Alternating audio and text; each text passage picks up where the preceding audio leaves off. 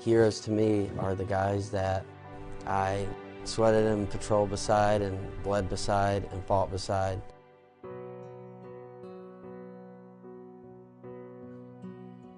I didn't know if our next move was going to be our last. But one of the things that I did know, if we die, we're going to die with honor.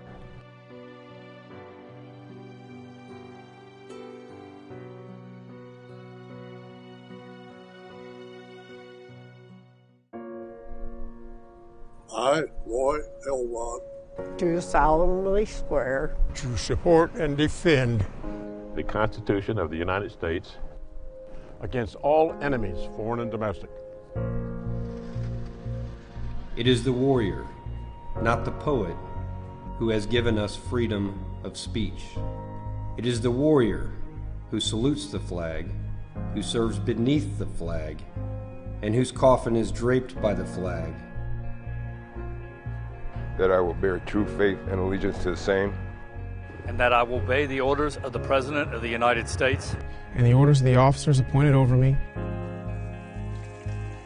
He is the POW who went away one man and came back another, or hasn't come back at all. It is the San Diego and Parris Island drill instructor who saved countless lives by turning average individuals into Marines and teaching them to watch each other's back. According to regulations and the Uniform Code of Military Justice. The warrior is the parading legionnaire who pins on medals with a prosthetic hand. He is an ordinary and extraordinary human being who offered some of life's most vital years in the service of his country, and who sacrificed life's ambitions so others would not have to sacrifice their own. It is the warrior, a savior, a sword against the darkness, who has nothing more than the finest, greatest testimony to, and on behalf of, the finest and greatest nation ever known. So help me God.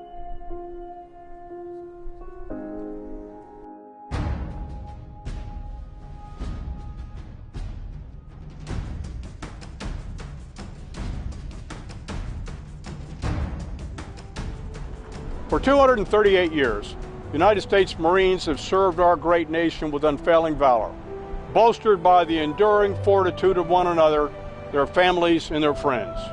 This is why each year on November the 10th, Marines from all generations gather together in groups both large and small to celebrate the birthday of our Corps and to reflect on our proud legacy.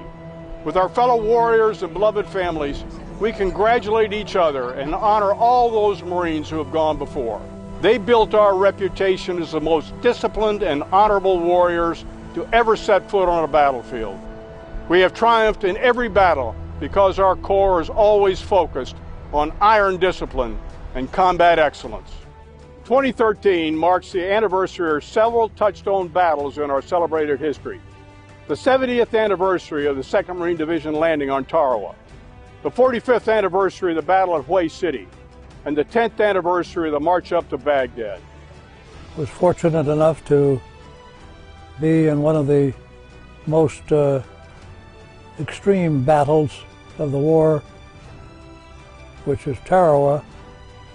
My 1 year in Vietnam was basically jungle warfare, where we experienced ambushes, fighting through the jungle, and suddenly on my final weeks in Vietnam, we are fighting conventional warfare, building to building. It was just such a big adjustment for all of us.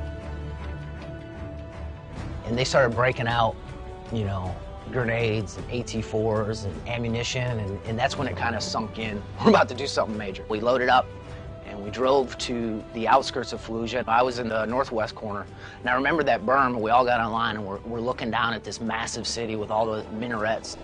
The circumstance required us to do what we were trained to do.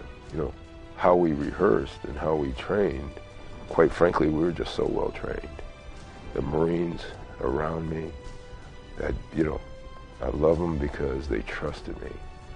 They trusted me to make the kind of decisions that were going to put them in the place to win, no matter what the odds. What good leaders do is good leaders listen. They listen to their Marines. They may not be able to use all those ideas, but they listen to their Marines. In every contest of combat, Marines have been successful because of our ethos and our absolute determination. This is who we are. Marines understand martial spirit. The warrior character of our Corps has been hard-earned by all who have gone before. And no matter the odds, today's Marines will continue to carry the day with distinction and valor. No military source ever considered the thought of a military landing against a heavily fortified beachhead and said it just couldn't be done. But the Marine Corps had slightly different ideas on that. When we walked in, we were ambushed, U-shaped type of ambush. They hit us from the front, from the left, from the right. And majority of my men, because I was the first squad leader, were either wounded or killed in action. The enemy, the NVA, had a machine gun. Our fire team got knocked down. We got them back in. What are we going to do? How are we going to make this happen? And I remember my platoon commander, he's like, hey, Sergeant Funk, take him in. And I remember, you know, it's not orders. I jump up, you know, and I did the old follow me, and I ran down that berm, and everybody followed behind me in my squad. And we ran in HE. We started blowing holes in the buildings to make a foothold. When they started to send the boats in, a boat would hit the reef, drop the ramp, and immediately a shell would land in the boat, and the whole boat would be blown to pieces, and everybody in it mangled and torn and dead. And that happened for probably about 15 minutes of a row of boats, all from beach 1, 2, and 3, and they were being hit by these shells that were coming in. They knew exactly where the reef was. They were zeroed in on it. They knew it perfectly. And as soon as the ramp went down, it was a perfect target. All those men, 20-some odd men in the boat. We started getting our wounded Marines off the streets. We understood that we might get killed, but as Marines, that was our mission to help one another, because if we were the ones wounded, our fellow Marines would do the same thing. Got the platoon commanders and the platoon sergeants together. Okay, how are we going to do this? You know, from the back comes that Lance Corporal's word. Sir, I know how to do this. You know, sir, I can roll my 106 down the steps here at the Way University. So I'll turn my gun. I said, we'll fire that down the street. I said, sir, you know how big the round is? He said, that'll make them pull in their heads. And sir, you know the back blast? Hell, you can run a whole platoon across the street or more company if you want, sir. You know what? I didn't have a better idea. We know that we're walking in and the odds are not going to be in our favor. All we got to do is make the decision before the opposition is ready. If we can make our decision before they can, we're going to win.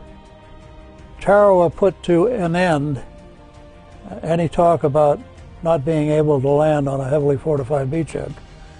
It was the first battle to be able to do so since Gallipoli, and from that time on there was no more reluctance to force landings. And just what that Lance Corporal said happened.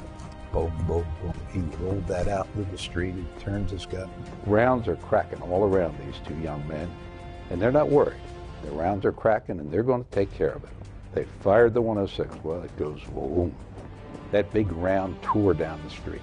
The back blast went up. We ran a platoon across the street, provided the supporting fires to Fox Company. Now, you know what that's called? That's called Lance Corporal ingenuity and PFC power. It's alive and well today. I see it everywhere in the force. I see it everywhere in our Corps, just like I saw it then. Marines who fought in these epic battles each made their own mark upon the history of our Corps. They passed a rich and illustrious legacy on to us. It's ours to jealously guard. It's up to us to make our own marks and thus proudly pass it on to generations of Marines that will follow. When you're asking people to risk their lives, you don't have to talk. You can't talk. You can't talk the talk. You got to just step out there. You got to step out yourself. If I expect a Marine to my right and my left to follow me, I got to take a step. An effective leader doesn't say, okay, we got to get from point A to point B, and we're probably going to get shot at a lot. Y'all go ahead. A good leader, by the time he has it out of his mouth, he's already on the way, and you're right there, right step behind him. The most important part of my job is to take care of the Marines, take care of their families, and make sure that they're doing their jobs, not just for themselves, but for America. Anybody who raises their right hand and willing to give their, willing to sacrifice, their life to come over and go and protect their beliefs is a hero in my book. As I used to tell them, officers forward. Officers forward. When we're moving forward, the officers are forward. When we're moving back, the officers are at the back. We're the first in and last out. The intense valor, fighting, and victory that occurred in Tarawa and behind them and having to push forward occurred in Wayne. And if you look at it, it occurred in Fallujah. And knowing of our history, we realize that that's a legacy that we're part of. That first, we can't let that legacy down as individual Marines. But we also know that it's our job to build upon that legacy.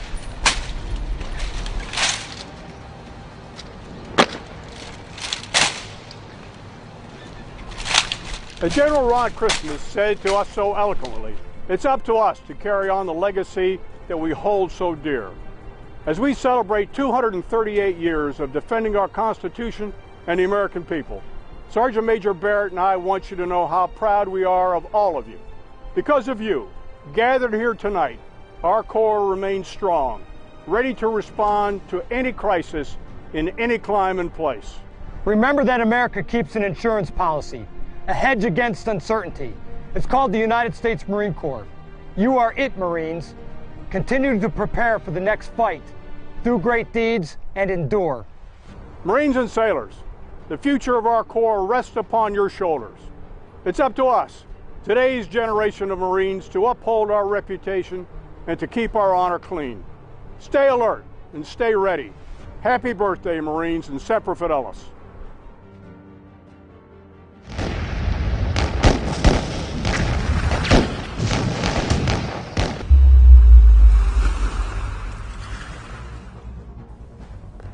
And we went down a long axis of the column, and you could see at the front of the column where they were trying to come out.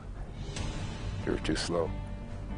They were just too slow, and they were too slow because we practiced doing it fast, or we got fast with our practice, and to this day, I thank God that we did, because that's how we survived. That's how we did it.